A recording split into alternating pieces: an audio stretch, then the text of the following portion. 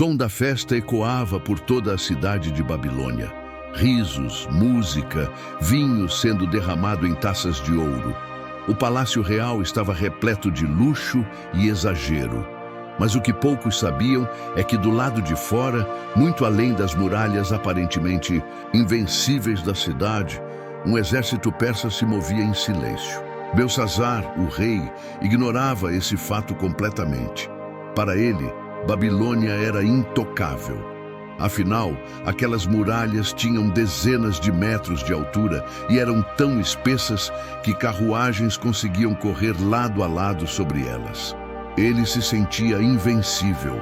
Para marcar sua arrogância com tinta permanente na história, Belsazar decidiu dar um banquete sem precedentes. 1000 convidados, nobres, oficiais, mulheres da corte e concubinas. A orgia de comida e bebida era um grito de desprezo à ameaça inimiga. E em um gesto que selaria sua ruína, Belsazar ordena algo impensável: que trouxessem os utensílios sagrados tomados décadas antes do templo de Jerusalém por seu avô, o poderoso Nabucodonosor.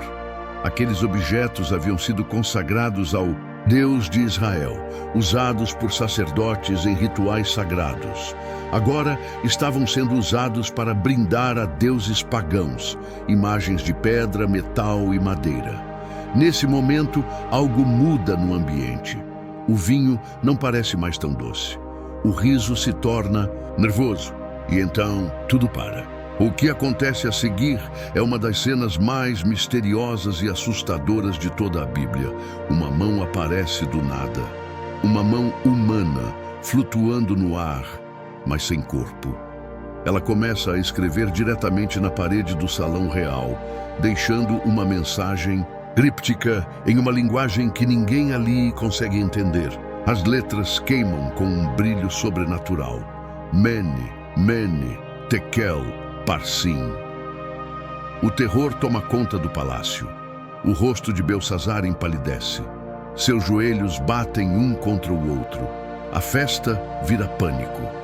O rei convoca todos os sábios da Babilônia, astrólogos, encantadores, adivinhos, mas ninguém consegue decifrar o que aquelas palavras significam. Em desespero, ele oferece ouro, posição e até o terceiro lugar no trono para quem puder revelar o mistério. E ainda assim, nada. Até que a rainha-mãe, lembrando de alguém do tempo de Nabucodonosor, entra na sala e diz: há um homem no teu reino que tem o espírito dos deuses santos. Nos dias de teu pai, ele interpretou sonhos e resolveu enigmas. O nome dele é Daniel. Chamam Daniel. Já velho, mas ainda com a mesma firmeza e sabedoria de antes. Ele não se impressiona com o luxo, nem se intimida com a promessa de recompensas. Quando se apresenta diante do rei, suas palavras são diretas como lâmina afiada. Ele recusa os presentes e começa lembrando Belsazar da história de seu avô Nabucodonosor, um rei orgulhoso que foi humilhado por Deus, vivendo como um animal até reconhecer a soberania divina. Mas tu, Belsazar, diz Daniel, não humilhaste o teu coração, ainda que soubesses de tudo isso. Pelo contrário, exaltaste-te contra o Senhor do céu. E então ele revela o significado da mensagem na parede. Mene, Deus contou os dias do teu reinado e ele chegou ao fim. Mene, sim, está repetido. O juízo é definitivo. Tekel, foste pesado na balança e achado em falta. Parsim, teu reino foi dividido e entregue aos medos e persas. Não era uma previsão para o futuro distante, era uma sentença selada, era o fim. E enquanto essa cena acontecia, dentro do palácio, do lado de fora, os persas já haviam iniciado o ataque. De maneira engenhosa, eles desviaram o curso do rio Eufrates, que atravessava a cidade, e entraram por onde ninguém esperava, pelo leito seco do rio. Os portões internos, por descuido ou soberba, estavam abertos. Naquela mesma noite, sem resistência, Belsazar foi morto. Babilônia caiu. E o reinado dos medos e persas começou. A escrita na parede não foi apenas uma mensagem a um rei. Foi um aviso eterno sobre o orgulho, a arrogância e o desprezo pelas coisas sagradas. Foi um lembrete de que nenhum poder humano, por maior que pareça, está acima da justiça divina.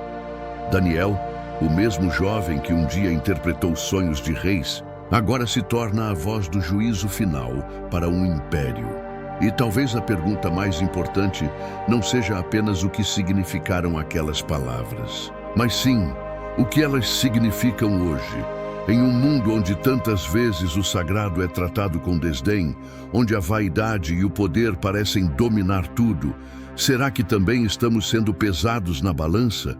Se essa história te prendeu até aqui, já deixa seu like, se inscreve no canal e ativa o sininho para não perder as próximas narrativas. Isso ajuda muito o canal a crescer e me mostra que você quer mais conteúdos como esse. Até a próxima história.